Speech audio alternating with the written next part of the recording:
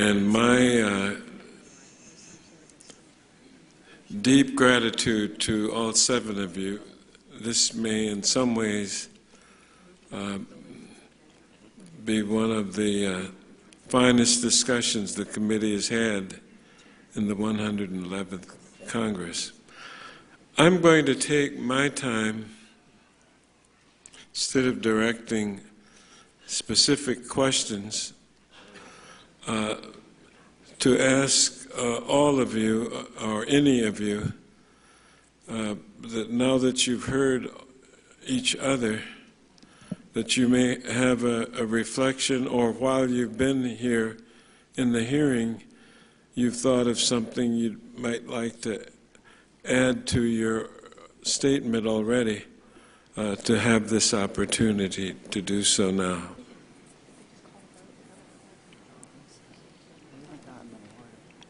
Mr. Chairman, one thing I would like to respond to briefly is the point that my colleague to the left, Mr. Weinstein, made.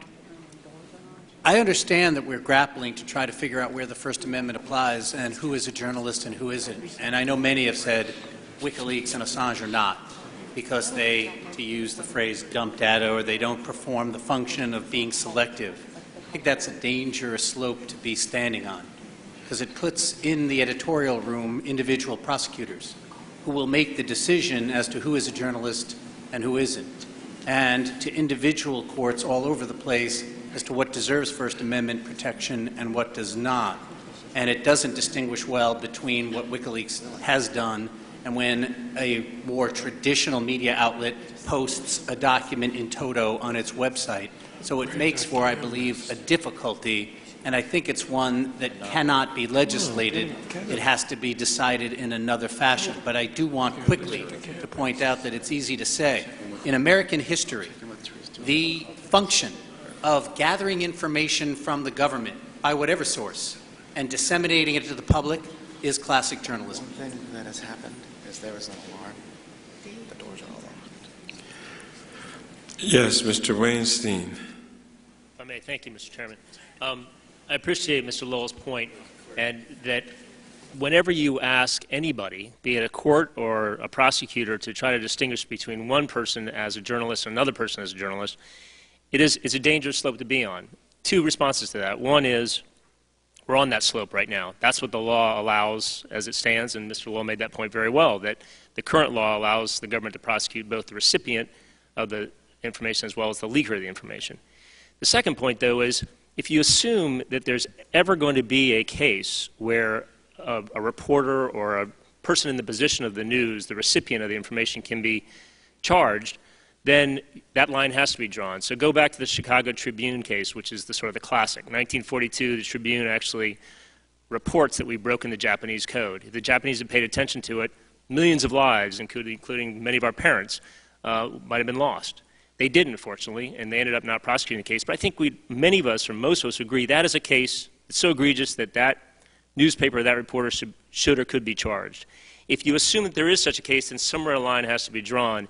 And my point would be, is WikiLeaks, aside from whether you want to call them a newspaper or a news organization or not, is their mission and their mode of conduct sufficiently divergent from a traditional news organization, the type that the First Amendment was designed to protect, that it falls beyond that line, so that it could be prosecuted without the First Amendment standing in the way of its prosecution, and without other news organizations living in fear of the news organizations that pursue the traditional purpose of news and pursue the traditional modes of conduct of news, gatherers and reporters, would then not live in fear that because WikiLeaks got prosecuted, they're going to be prosecuted, and therefore their actions wouldn't be chilled.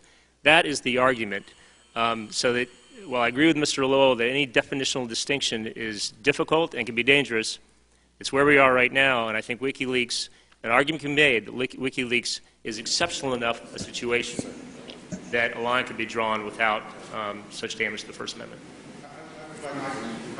Chairman, I would also compare this case to the Pentagon Papers case, where the Times spent a great deal of effort redacting the documents before it published them, which is not what is taking place here. This is a very different kind of enterprise. And of course, in that case, that was a prior restraint case, and the Supreme Court ruled that there was not, the standard had not been met for suppressing that information. It's also notable that 5 of the 9 justices said that if the case came to them after publication as a prosecution, they would strongly consider punishing the Times, prosecuting the Times, upholding a conviction of the Times if the information was of the character that was prescribed. So I think that a prosecution of WikiLeaks, just judging by the very scant law we have here, the Pentagon Papers case, is a viable possibility.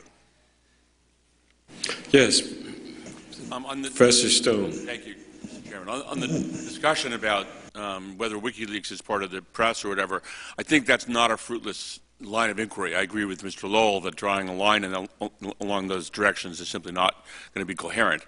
But I also, in terms of summary of things, want to come back to how clear it is from this discussion that the starting point is the classification system. That the bottom line is there cannot be any coherent solution to these issues without going back and examining the classification process and standards. And that unless we do refocus what's happened, because essentially over the last 70, 80, 90 years, we've run amok with secrecy. And that's created the problems that we've seen here. It's denied the Congress access to critical information, it's denied the courts access to critical information, and it's denied the American people access to critical information. And unless and until we go back and refix that, all of this is spinning wheels. I think that's really the place where this committee and where Congress has to start its inquiry.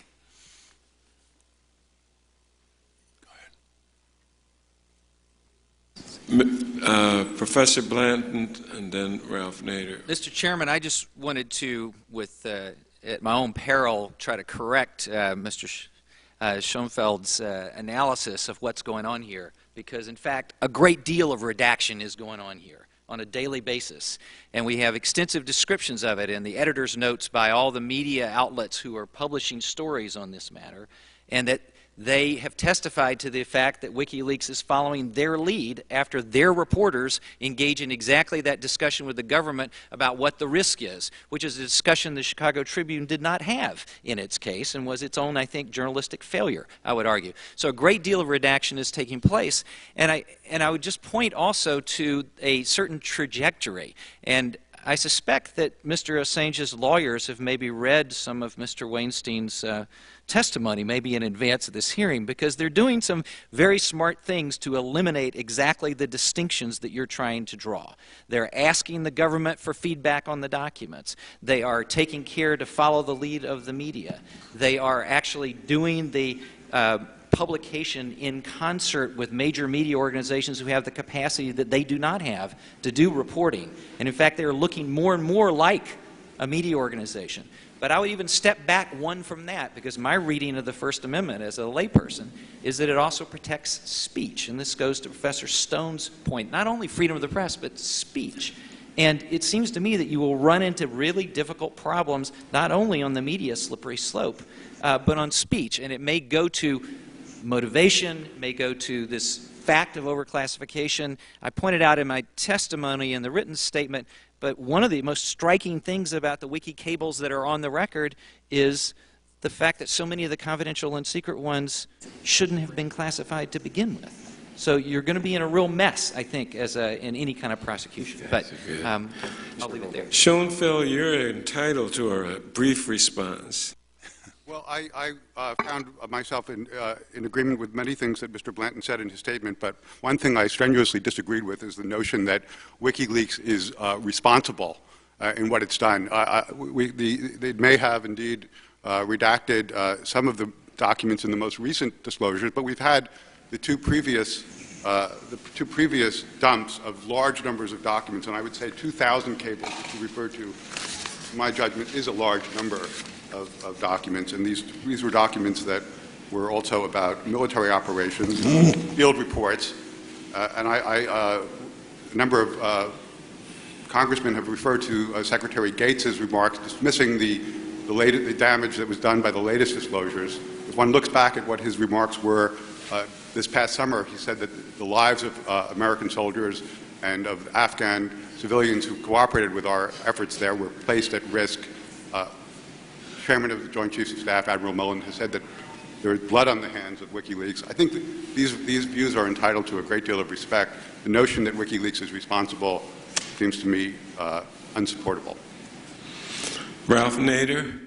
I'd like to submit, Mr. Chairman, with your permission, for the record, an article, short article in the National Journal called Breaking the Ranks, Ron Paul Vigorously Defends WikiLeaks, where he asks his colleagues, which events caused more deaths, quote, lying us into war or the release of the WikiLeaks papers, end quote. I'd like to also introduce in the record Harvard Law professor Jack Goldsmith, who came out of the Bush administration, 7 thoughts on WikiLeaks, including the description of top Obama administration officials' cooperation with Bob Woodward, releasing top secret programs, code names, documents, meetings, and the like. I'd also like to include this full-page ad in the New York Times today by almost 100,000 Australians titled "WikiLeaks Are Not Terrorists," and it's a rather sober and poignant appeal to Australia's ally, the United States, to cool it. I would also like to include in the record the full article in Forbes magazine on the forthcoming disclosures in the hundreds of thousands of documents of corporate crimes, corporate abuses, corporate cover-ups that Julian Assange has assured Forbes would be forthcoming.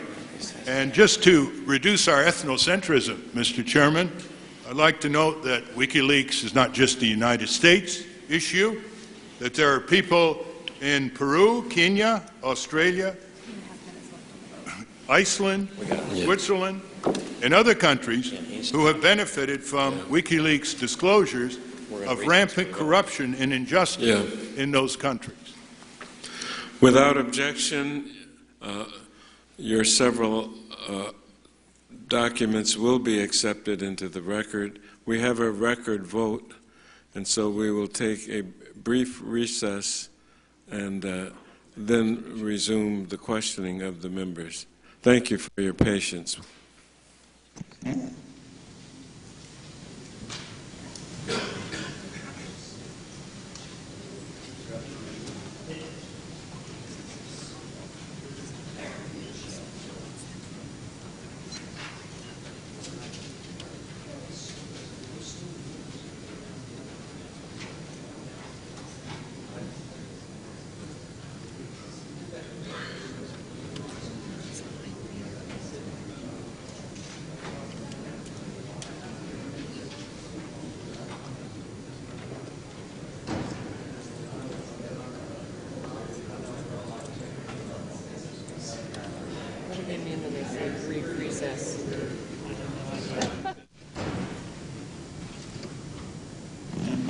Committee will come to order. Before yielding to Bob Goodlatte,